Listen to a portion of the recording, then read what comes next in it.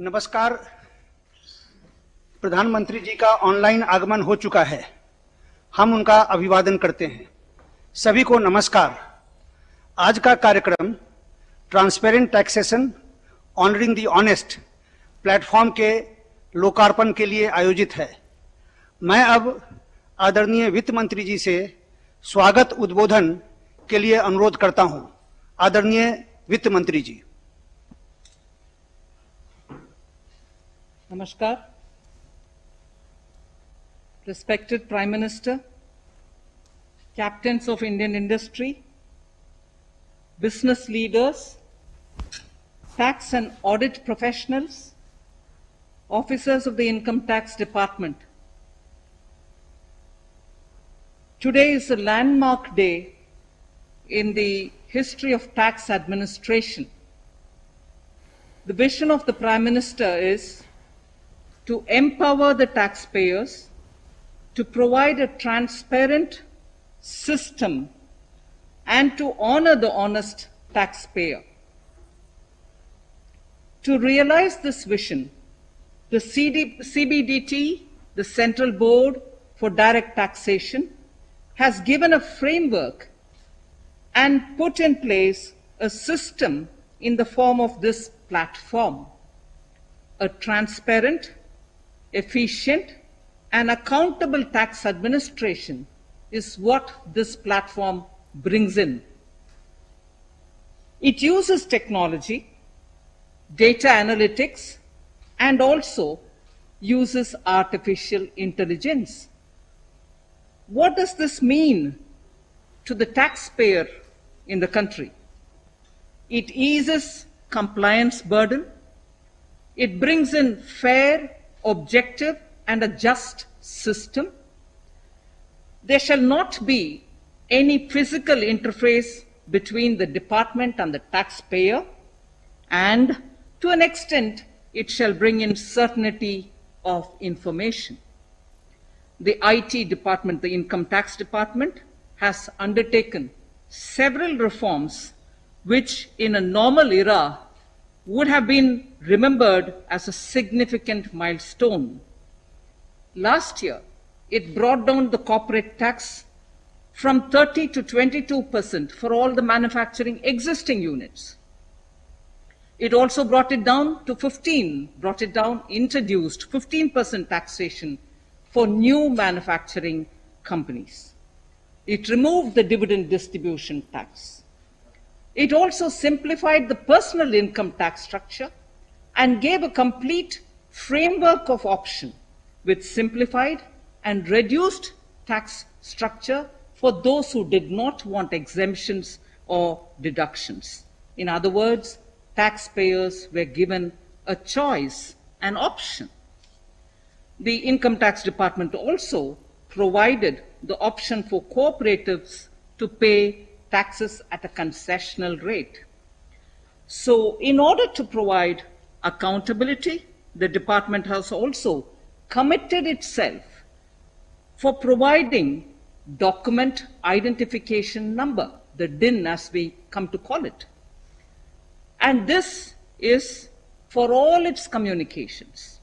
Without the DIN, the document identification number, a document emanating from the Income Tax Department shall be invalid.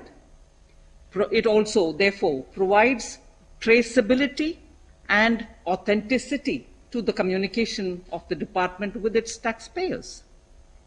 Pre-filled forms are also being provided to taxpayers so that the high-value financial transactions are recorded somewhere, and it enables the taxpayer to see those information visible upfront even as he wants to comply by paying the taxes. Honorable Prime Minister, the department is also hand-holding taxpayers and helping them to understand how to use pre-filled forms, and therefore it's not just introducing a transparent system but also is helping the taxpayers to be able to understand and comply. Honorable Prime Minister, under your guidance, we also brought in the Vivad Se Vishwas scheme, through which we wanted to bring in a closure to all the pending tax disputes. That has received a lot of good response from the taxpayers. Respective Prime Minister, the IT department has also taken up several measures to provide digital transaction and electronic modes of payments for the taxpayers. During the COVID pandemic, the department also provided relief to the taxpayers by extending statutory timelines for filing of returns. The department also has released the refunds which are due to the taxpayers in an expeditious manner. Lastly, Honorable Prime Minister, the officers and the staff of IT department, Income Tax Department, deserve our appreciation for their untiring efforts to bring reality to your vision. I would like to make a special mention to all the Income Tax Gazetted Officers Association members who this morning have sent a message to the Finance Secretary, a message of commitment, a message of their commitment to see that this vision of the Honorable Prime Minister is realized without any glitches. Thank you very much. धन्यवाद वित्त मंत्री जी। अब मैं आदरणीय प्रधानमंत्री महोदय से आदरपूर्वक निवेदन करता हूं कि वे कृपया transparent taxation honouring the honest platform का लोकार्पण करें।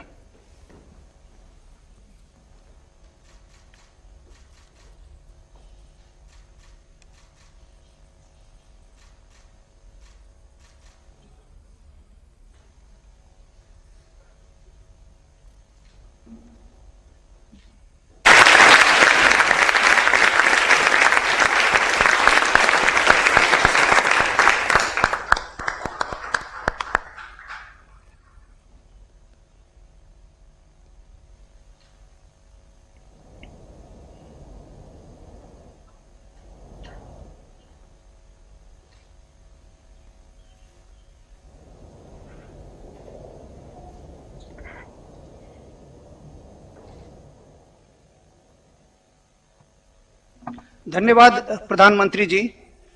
अब मैं आपसे अनुरोध करूंगा कि आप अपने विचारों से हमारा मार्गदर्शन करें। आदरणीय प्रधानमंत्री जी। नमस्ते जी। देश में चल रहा स्ट्रक्चरल रिफॉर्म्स का सिलसिला आज एक नए पड़ाव पर पहुंचा है। Transparent taxation, honouring the honest, 21वीं सदी के टैक्स सिस्टम की इस नई व्यवस्था का आज लोकार्पण किया गया है।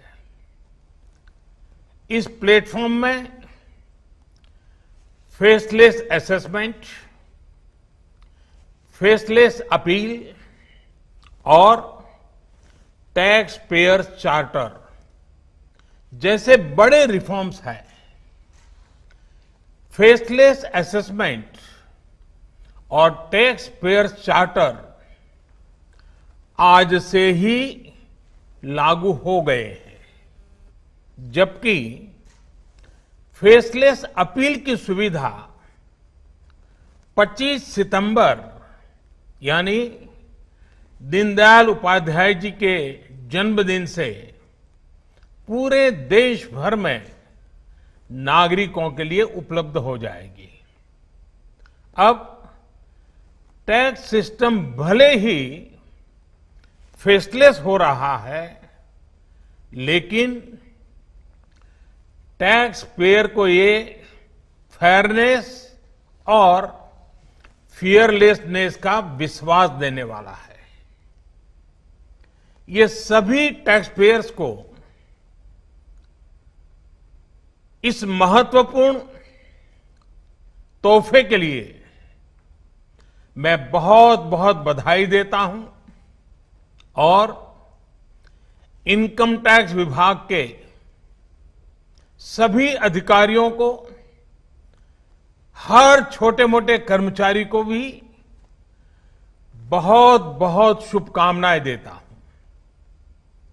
साथियों, बीते 6 वर्ष में हमारा फोकस रहा है banking the unbanked, securing the unsecured और फंडिंग द अनफंडेड।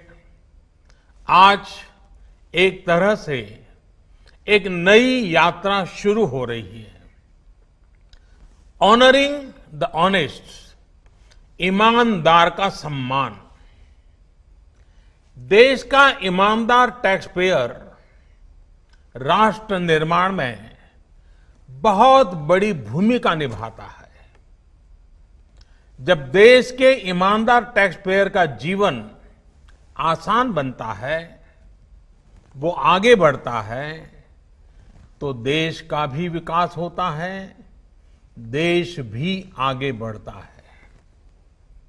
साथियों, आज से शुरू हो रही नई व्यवस्थाएं, नई सुविधाएं, मिनिमम गवर्नमेंट, मैक्सिमम गवर्नेंस, इसके प्रति हमारी प्रतिबद्धता को और मजबूत करती है।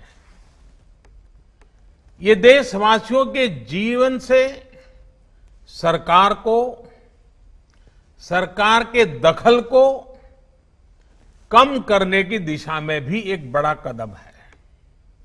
साथियों, आज हर नियम कानून को, हर पॉलिसी को प्रोसेस और पावर सेंट्रिक अप्रोच से बाहर निकालकर उसको पीपल सेंट्रिक और पब्लिक फ्रेंडली बनाने पर बल दिया जा रहा है।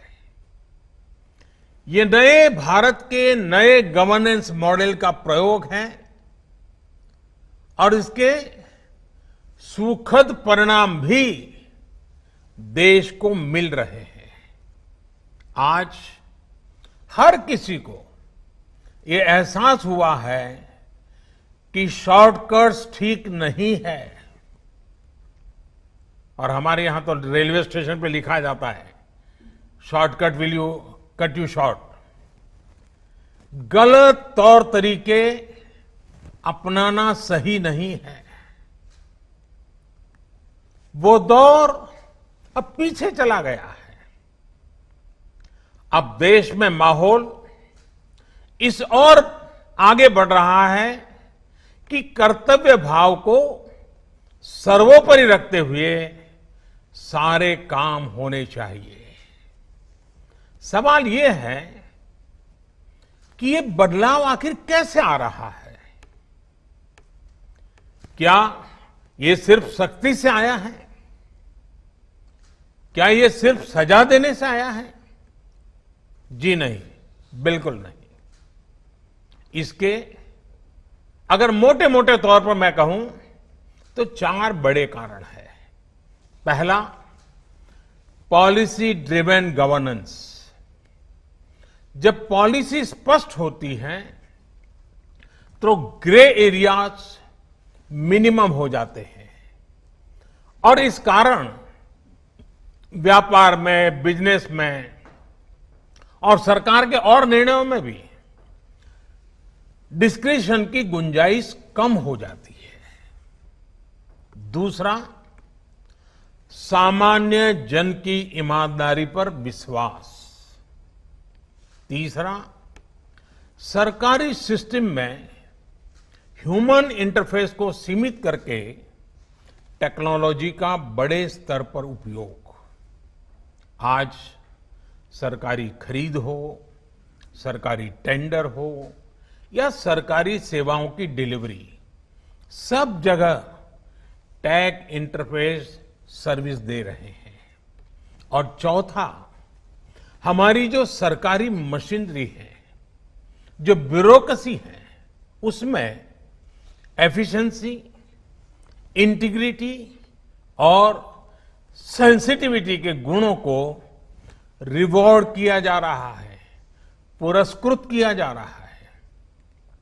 साथियों, एक दौर था जब हमारे यहां रिफॉर्म्स की बहुत बातें होती थी।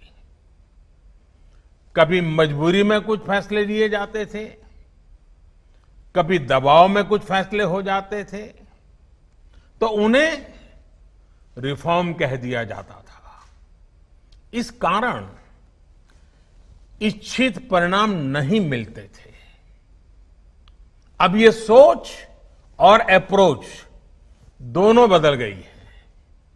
हमारे लिए रिफॉर्म का मतलब है रिफॉर्म नीति आधारित हो, टुकड़ों में नहीं हो, होलिस्टिक हो और एक रिफॉर्म दूसरे रिफॉर्म का आधार बने, नए रिफॉर्म का मार्ग बनाए। और ऐसा भी नहीं है कि एक बार रिफॉर्म करके रुक गए। ये निरंतर सतत चलने वाली प्रक्रिया है। बीते कुछ वर्षों में देश में 1,500 से ज्यादा कानूनों को समाप्त किया गया है। ईज ऑफ डूइंग बिजनेस की रैंकिंग में भारत आज से कुछ साल पहले 134वें नंबर पर था। आज भारत की रैंकिंग 63 है। रैंकिंग में इतने बड़े बदलाव के पीछे अनेकों रिफॉर्म्स हैं, अनेकों नियमों कानूनों में बड़े परिवर्तन है।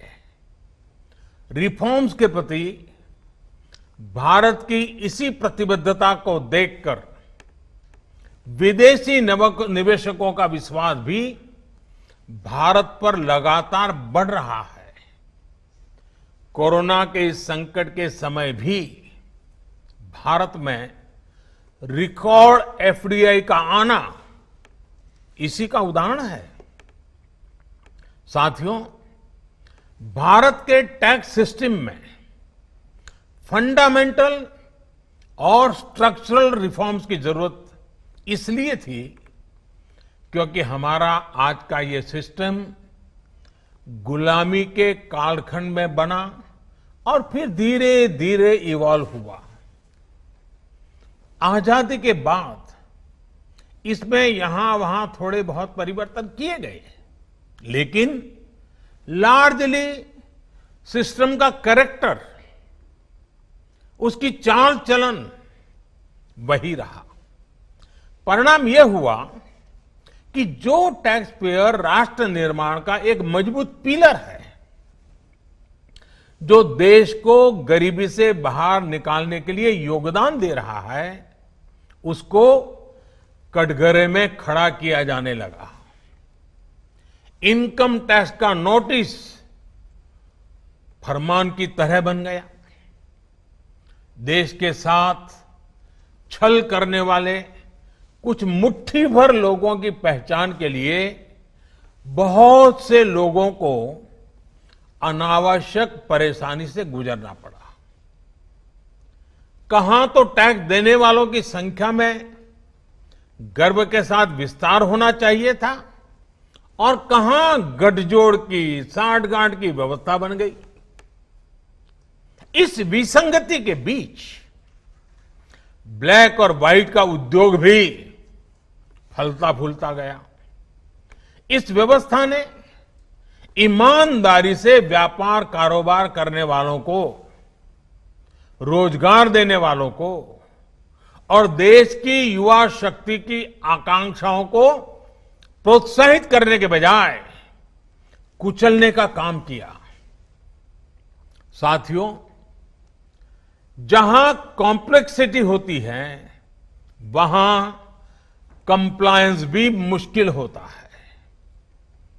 कम से कम कानून हो, जो कानून हो वो बहुत स्पष्ट हो, तो टैक्स पेयर भी खुश रहता है और देश खुशहाल होता है।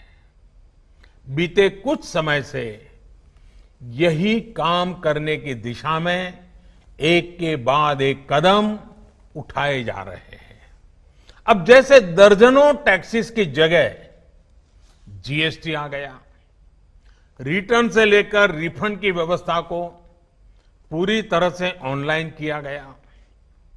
जो नया स्लैब सिस्टम आया है उसमें बेवजह के कागजों और दस्तावेजों को जुटाने की मजबूरी से मुक्ति मिल गई है। यही नहीं, पहले 10 लाख रुपए से ऊपर के विवादों को लेकर सरकार हाई कोर्ट और सुप्रीम कोर्ट पहुंच जाती थी। अब हाई कोर्ट में 1 करोड़ रुपए तक के और सुप्रीम कोर्ट में 2 करोड़ रुपए तक के केस की सीमा तय की गई है। विवाद से विश्वास जैसी योजना से कोशिश ये है कि ज्यादातर मामले कोर्ट से बाहर ही सुलझ जाए। इसी का नतीजा है कि बहुत कम समय में ही करीब 3 लाख मामलों को सुलझाया जा चुका है। साथियों, प्रक्रियाओं की जटिलताओं के साथ साथ देश में टैक्स भी कम किया गया है। 5 लाख रुपए की आय पर अब टैक्स 0 है। बाकी स्लैब में भी टैक्स कम हुआ है।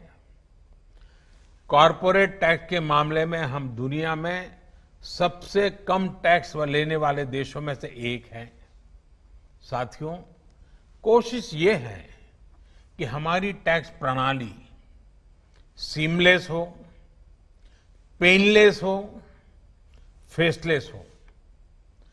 सीमलेस यानी टैक्स एडमिनिस्ट्रेशन हर टैक्स पेयर को उलझाने के बजाय समस्या को सुलझाने के लिए काम करे। पेनलेस यानी टेक्नोलॉजी से लेकर रूल्स तक सब कुछ सिंपल हो। फेसलेस यानी टैक्स पेयर कौन है और टैक्स ऑफिसर कौन है, इससे मतलब ही नहीं होना चाहिए। आज से लागू होने वाले ये रिफॉर्म्स इसी सोच को आगे बढ़ाने वाले हैं। साथियों, अभी तक तो होता यह है कि जिस शहर में हम रहते हैं उसी शहर का टैक्स डिपार्टमेंट हमारी टैक्स से जुड़ी सभी बातों को हैंडल करता है। स्क्रूटिनी हो, नोटिस हो, सर्वे हो या फिर जब्ती हो, इसमें उसी शहर के इनकम टैक्स डिपार्टमेंट की आयकर अधिकारी की मुख्य भूमिका रहती है। अब ये भूमिका एक प्रकार से खत्म हो गई है। अब इसको टेक्नोलॉजी की मदद से बदल दिया गया है।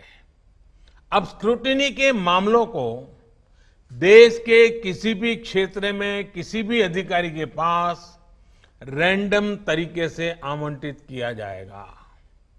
अब जैसे मुंबई के किसी टैक्स पेयर का रिटर्न से जुड़ा कोई मामला सामने आता है, तब इसकी छानबीन का जिम्मा मुंबई के अधिकारी के पास नहीं जाएगा, बल्कि संभव है कि वो चेन्नई चला जाए, गुवाहाटी चला जाए, रायपुर चला जाए, अहमदाबाद चला जाए। वो फेसलेस टीम के पास जा सकता है और वहां से भी जो आदेश निकलेगा उसका रिव्यू किसी दूसरे शहर, कहीं जयपुर हो जाएगा, बेंगलुरु हो जाएगा, चेन्नई हो जाएगा, कोची हो जाएगा, वहां की टीम करेगी। अब फेसलेस टीम कौन सी होगी, इसमें कौन होगा, ये भी कंप्यूटर रैंडमली तय करेगा। और ये प्रक्रिया भी बार बार उसमें बदलाव होता रहेगा।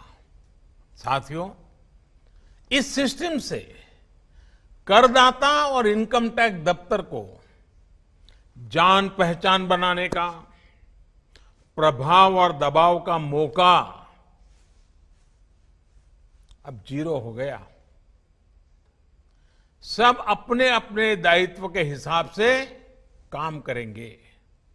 डिपार्टमेंट को इससे लाभ ये होगा कि अनावश्यक मुकदमेबाजी बचेंगे उससे। दूसरा, ट्रांसफर पोस्टिंग में लगने वाली गैर जरूरी ऊर्जा से भी अब राहत मिलेगी।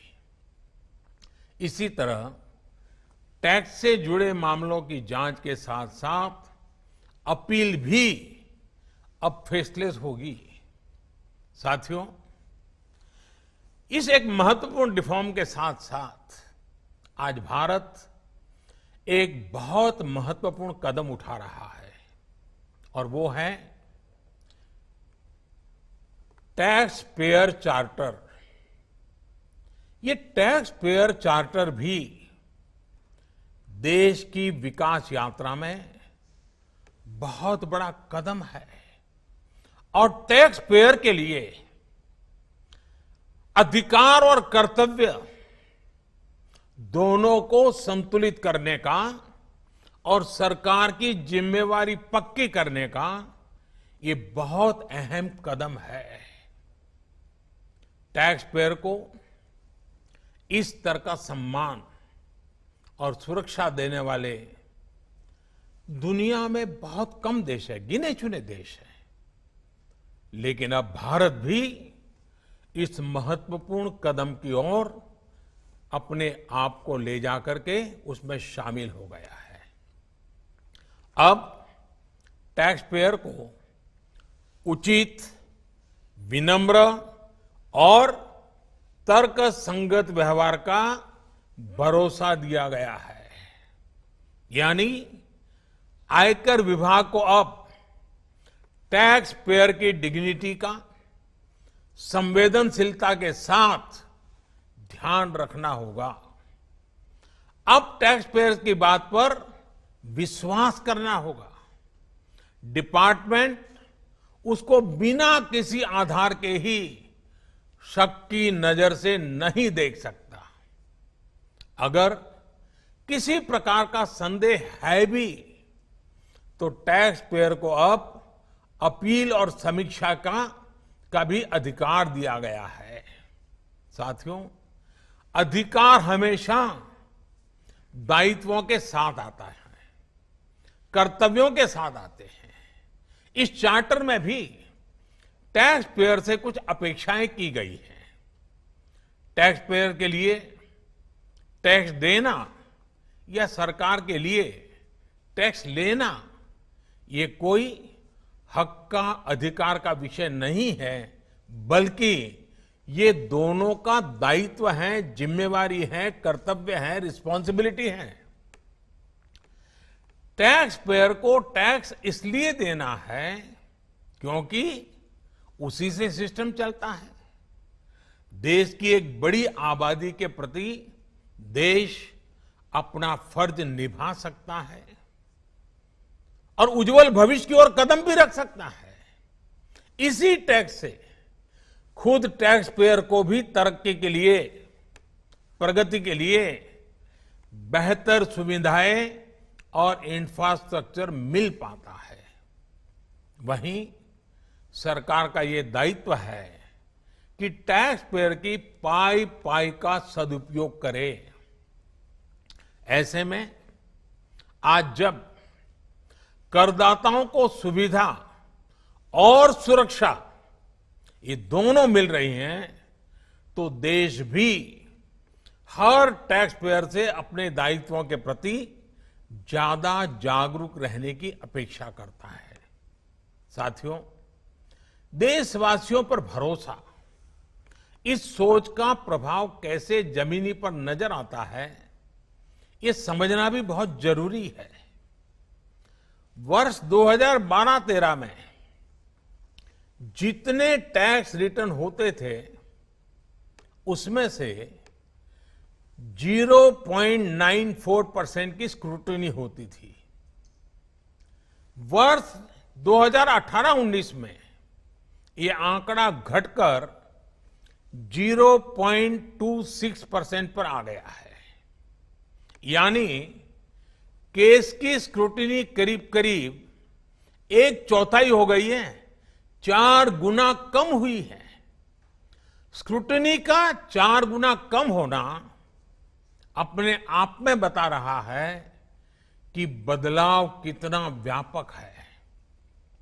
साथियों, बीते 6 वर्षों में भारत ने टैक्स एडमिनिस्ट्रेशन में गवर्नेंस का एक नया मॉडल विकसित होते देखा है। We have decrease complexity, decrease taxes, decrease litigation, increase transparency, increase tax compliance, increase trust on the taxpayer। साथियों, इन सारे प्रयासों के बीच बीते 6-7 साल में इनकम टैक्स रिटर्न भरने वालों की संख्या में करीब 2.5 करोड़ की वृद्धि हुई है। ये वृद्धि तो बहुत बड़ी है, लेकिन इस बात का हम इनकार नहीं कर सकते हैं कि इसके बावजूद भी 130 करोड़ के देश में ये बहुत कम है, बहुत कम है। इतने बड़े देश में सिर्फ 130 करोड़ में से 1.5 करोड़ साथी ही इनकम टैक्स जमा करते हैं। 130 करोड़ में 1.5 करोड़। मैं आज देशवासियों से भी आग्रह करूंगा, जो सक्षम है उनको भी आग्रह करूंगा, भिन्न भिन्न करके व्यापार उद्योग के संगठन चलाते हैं उनको भी आग्रह करूंगा। इस पर हम सबको चिंतन करने की जरूरत है, देश को आत्मचिंतन करना होगा, और ये हमारा आत्मचिंतन ही आत्मनिर्भर भारत के लिए आवश्यक है, अनिवार्य है। और ये जिम्मेदारी सिर्फ टैक्स डिपार्टमेंट की नहीं है, ये जिम्मेवारी हर हिंदुस्तानी की है, हर भारतीय की है जो टैक्स देने में सक्षम है, लेकिन अभी वो टैक्स नेट में नहीं है। वो स्वप्रेरणा से अपने आत्मा को पूछे, आगे आए। और अभी 2 दिन के बाद 15 अगस्त है। आजादी के लिए मरने मिटने वालों को जरा याद कीजिए, आपको लगेगा हां, मुझे भी कुछ न कुछ देना चाहिए। आइए विश्वास के, अधिकारों के, दायित्वों के इस महत्वपूर्ण भावना का सम्मान करते हुए, इस प्लेटफॉर्म का सम्मान करते हुए नए भारत, आत्मनिर्भर भारत के संकल्प को सिद्ध करें। एक बार फिर देश के वर्तमान और भावी ईमानदार टैक्स पेयर को बहुत बहुत बधाई देता हूं, शुभकामनाएं देता हूं। और ये पहल, ये बहुत बड़ा फैसला लिया गया है। इनकम टैक्स के अधिकारियों को भी जितनी बधाई दे उतनी कम है।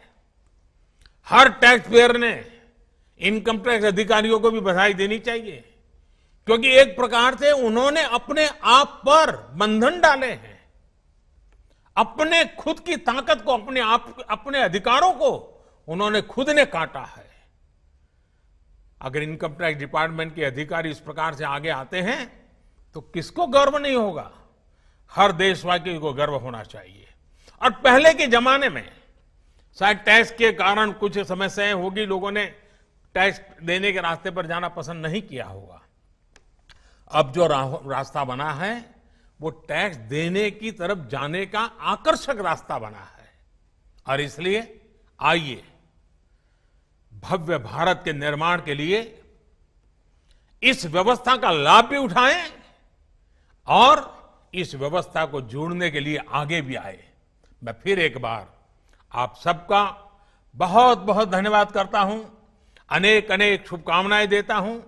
निर्मला जी और उनकी पूरी टीम को भी मैं बहुत धन्यवाद करता हूं कि एक के बाद एक देश के उज्जवल भविष्य के लिए लंबे अरसे तक प्रभाव पैदा करने वाले अनेक सकारात्मक निर्णयों का नेतृत्व कर रहे हैं। मैं फिर एक बार सबको बधाई देता हूं, सबका धन्यवाद करता हूं।